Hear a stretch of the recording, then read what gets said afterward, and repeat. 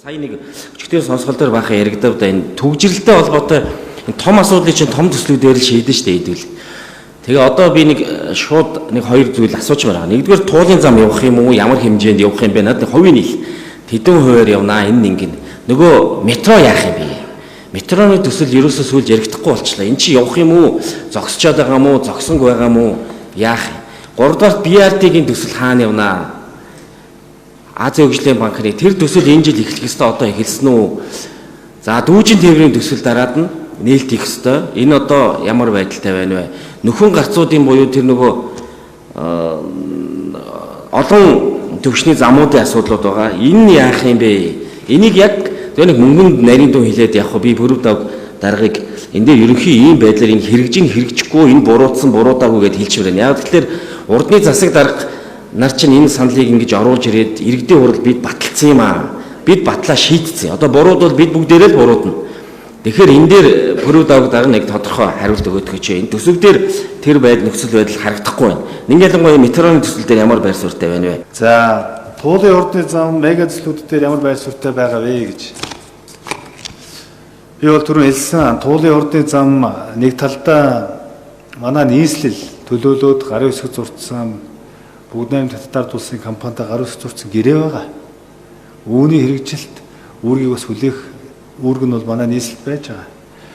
За транстай холбоотой асуудал дээр бол бид нар өөрчлөлт хийхээр төлөвлөд явж байгаа. Нэгдүгürt байгаль экологийг хадгалж үлдэх, байгаль экологийг сүйтгэхгүй байх. Хоёрдугаар татварын мөнгө төсвийн хөрөнгийг бол үр ашигтай зарцуулах байдлаар үргэлжлүүлж явах одоо ийм одоо байр суурийг илэрхийлж байгаа. Гэхдээ би өмнө хэлсэн энэ туулын урдны замын асуудал дээр бол хууль нэлтийн байгууллагын хяналт шалгалт явж байгаа учраас одоогоор тодорхой байр суурь илэрхийлэх боломжгүй байна. За метро бол төлөвлөгдсөн хугацаагаар явж байгаа. Сонгон шалгаруулах үйл ажиллагаа үргэлжлээд явж байна.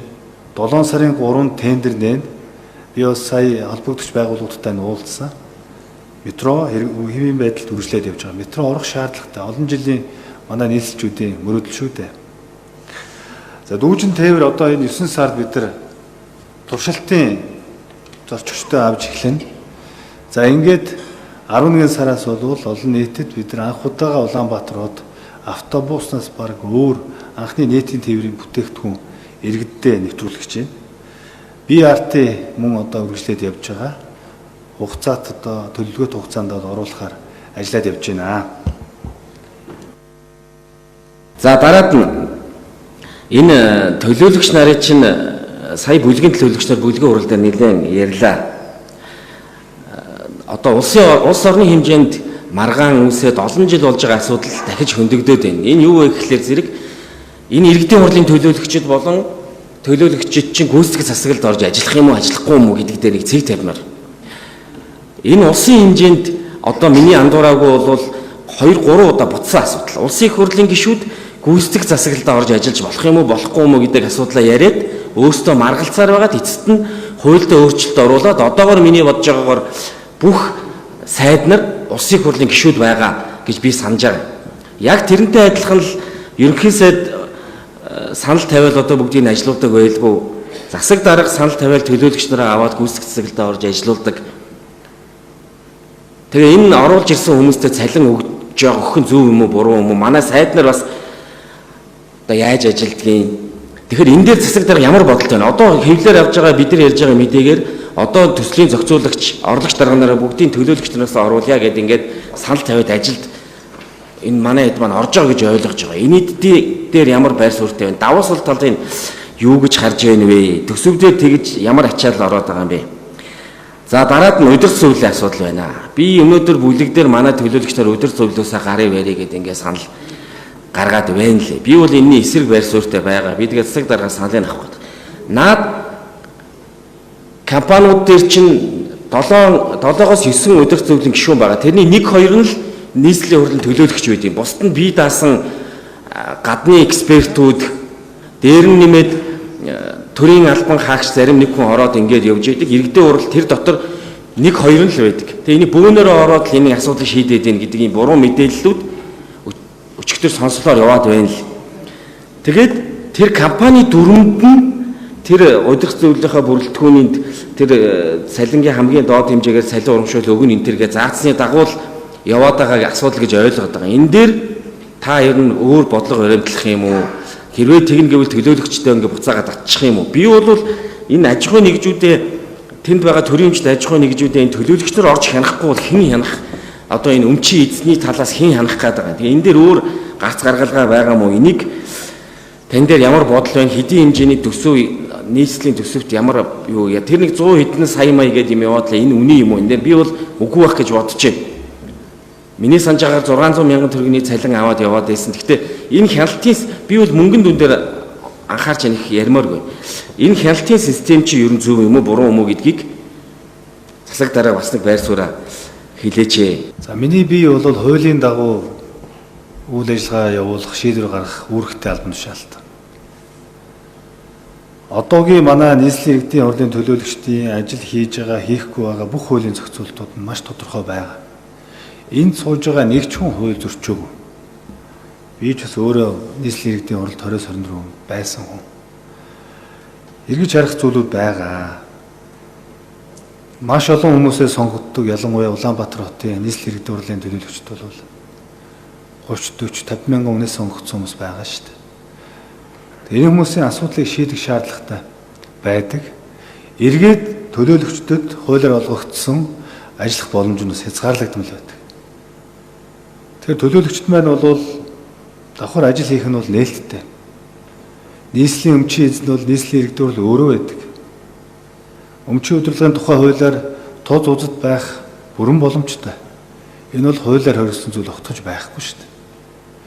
Хэрвээ өөрчлөх шаардлага байгаа бол энэ засаглалын асуудлыг хуулийг өөрчлөх эрх нь улсын хурл байгаа шүү дээ. Ийм байр суурьтай байна. Ер нь бол Улаанбаатар хот манай нийслэлийн харьяанд байгаа 114 байгууллага, нийслэлийн өмчт компани энэ бүтцэд бол эргээд харах шаардлага бас байгаа. Чиг үүрэг давхцсан, татан буулгах шаардлагатай ийм чиг үүрэг бүхий нэгжүүд бол бас харагддаг.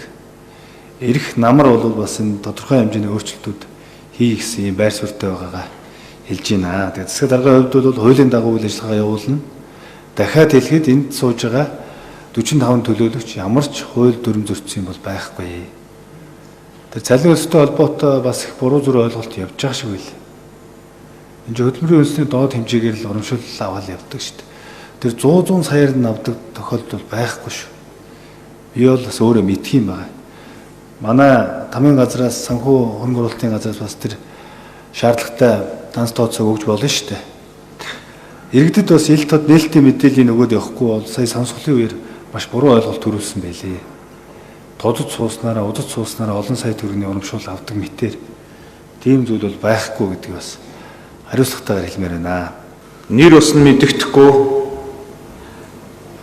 зураг хөргөн харагдахгүй хаягнаас манай нийслэлийн төрийн өмчит байгууллагуудын лого хаяг тэмдгийг тавиад за төлөөлөгчдийн зураг хөргөтэй за яаж тооцоолж гаргасан нь мэддэхгүй ийм одоо төсөв мөнгө цалин авдаг гэсэн ийм илт гүтгэлгийн шинжтэй мэдээллүүд бол цахим орчинд явлаа.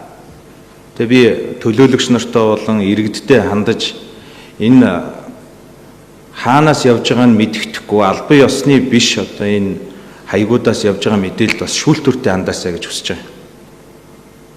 Тэгээ сандаг сүрэн төлөөлөгчийн бүлгийн даргын одоо асуусан асуултанд бол бид үнэн бодит мэдээллийг ил гаргаж тавина. Энэ бол нууж хаагаад ах зүйл огт байхгүй. Ер нь open data хөрөнгө оруулгын мэдүүлэг ил байгаа шүү дээ. Хөрөнгө оруулгын мэдүүлэг дээр манай төлөөлөгчдийн ямар тузад ямар одоо нөгөө цалин урамшуулалтад ажиллаж байгаа нь бол ил баг. Энийгээ бүгдээрээ бөглөж байгаа шүү дээ.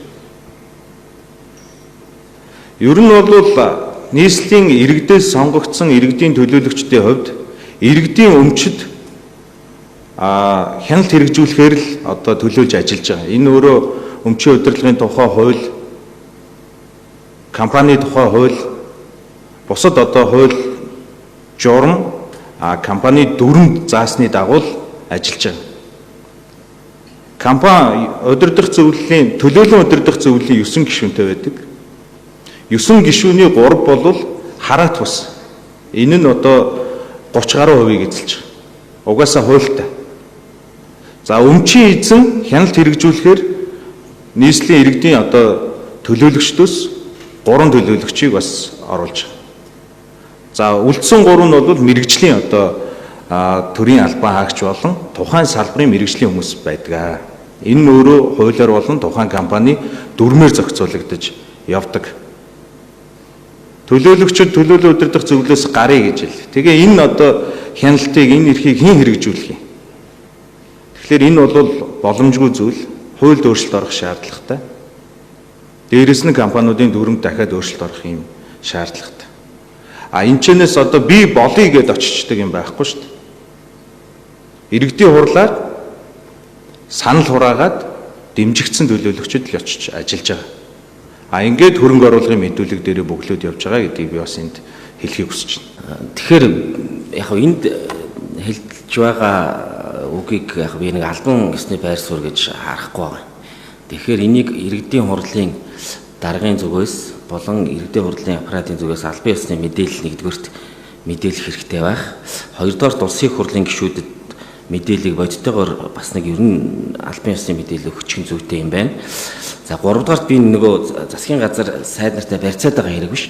Чин бид дотроо бас маргалдаад байгаа юм улсын хэмжээний маргаантай сэдв юм аа. Тэгэхээр энийг дагуулад хэдүүлээ ерөн эрх зүйн байдал энэ дотоод хяналтын системийг албан ёсжуулаад журам дүрмжүүлээд ингээд авчвал хаана хэрэгтэй юм шүү гэдэг байдлаас хандж байгаа.